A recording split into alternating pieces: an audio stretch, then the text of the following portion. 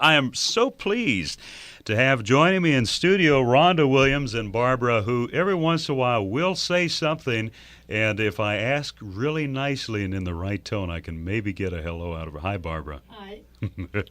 Yeah, there we go. And then, of course, Ronda, you're the star of the show today. Ronda, how are you doing? I'm doing just fine. Of course, this is something that we're doing, and you've probably been hearing the spots about it as well, is, of course, the Walk to End Alzheimer's coming up October 25th. And Ronda Williams joins us to share her personal story of why she walks. And Rhonda, what's your personal story behind this? Well, my mother was diagnosed with Alzheimer's in 2006, and then my father began showing signs of dementia in the fall of 2008, and I started walking in 2008 and have walked each year since then. What are some of the coping mechanisms? I know this is a loaded question. Some of the coping mechanisms that you had to learn in just not only dealing with one parent, but two parents going through that. Just over the last few years, what are some of the coping methods you've learned in just processing that?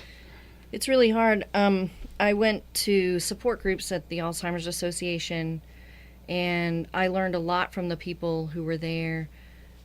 I was often the youngest one because most people are caring for spouses, and some of the expressions on people's faces when they heard that I had two was kind of amazing. And it is really hard because a lot of times if it's a parent, you have the other parent to kind of help out. Right. And for a couple years, obviously, I did.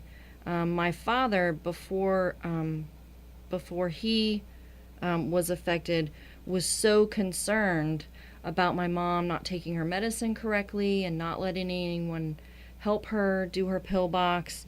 But he covered everything so well, and he was able to schedule everything. He was very organized and good with the bills and good with the calendar, and could do the grocery shopping, and then all of a sudden he couldn't do anything.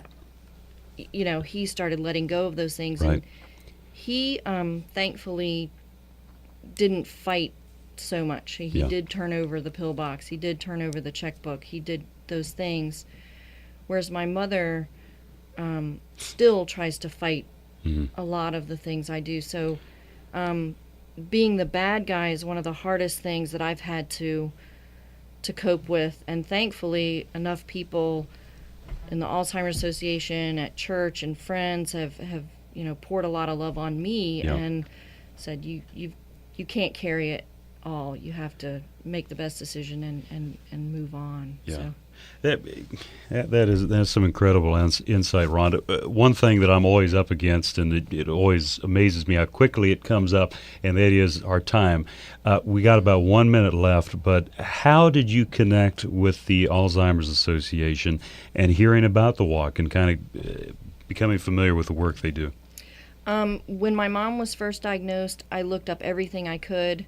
I found the Alzheimer's Association online.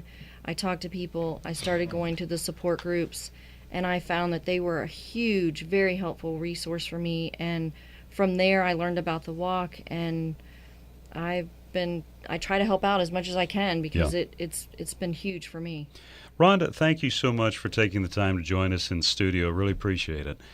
Oh, you're welcome. Thanks for doing this. Oh, hey, of course, we're glad to be sponsors at the walk, and we'll be there. And, of course, to register to find out more information, alz.org/walk, or call 1-800-272-3900, 272-3900. And can I get a goodbye from Barbara? Bye, thank you. I got 2 words out of you. No, or was that 3 or 4, Barbara? That's Anyways, thank you guys so much. Quick break. When we come back, complete forecast.